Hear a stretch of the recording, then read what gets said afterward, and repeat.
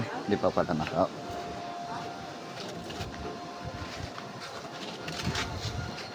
Good morning guys. Ang gagawin ngayon guys ay maghuhukay ng lupa na pagpapatayuan ng bahay guys. Papantayin ko guys para magandang pagpalapat ng mga haligi. Guys, dito ako ngayon guys sa bundok guys. Dito ako magpapatayo ng bahay guys. Dito. Ayan guys. Yan ang mga haligi ko guys nga nakababad na sa dagat. Inakyat ko na dito sa taas. Yan. Ayun, wala akong gawa, hindi ako nakakalaot, medyo mahangin. Ito muna ang gagawin ko guys. Yan mga haligi ko. Ito. Yung 12 piraso guys. Tsaka dito ako magpapatayo. Kasi magandang pwesto dito, makulimlim sa init. Malalaki ang punong ng nara. Yan guys. Yan siya, mahangin eh. Parang maingay yung video guys. Kasi mahangin. Yan siya guys. Dito ako huhukayan ko ito ang lupa, pantay-pantayin ko para magandang tayo. Guys, ito na nga guys, magsisimula na tayo guys. Good morning nga pala ulit sa inyo. Pasensya na kayo guys sa pag-video na ito kasi medyo mahangin. Medyo maingay yung video natin.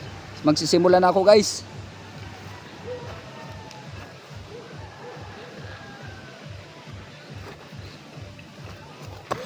Guys, papantayin lang.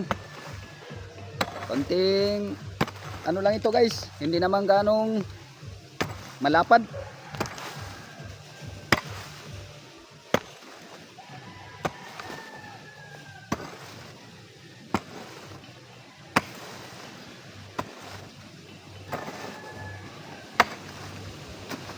Tanggalin muna natin guys ang relo natin guys. Baka matanggal ang pin.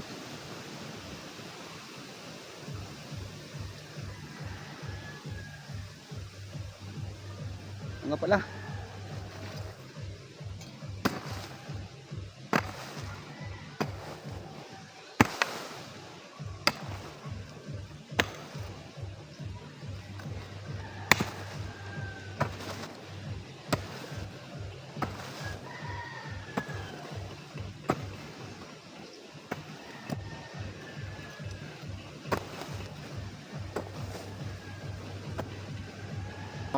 Bakit lagari na?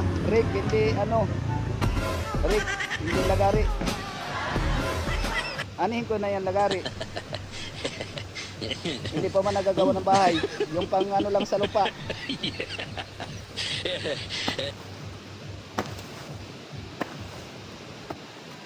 Yung guys, ang inutusan ng Rick guys, ginawang lagari guys.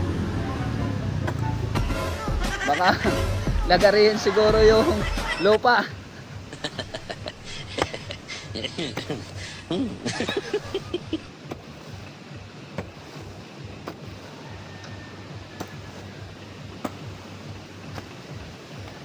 Dito na lang muna guys ang video natin.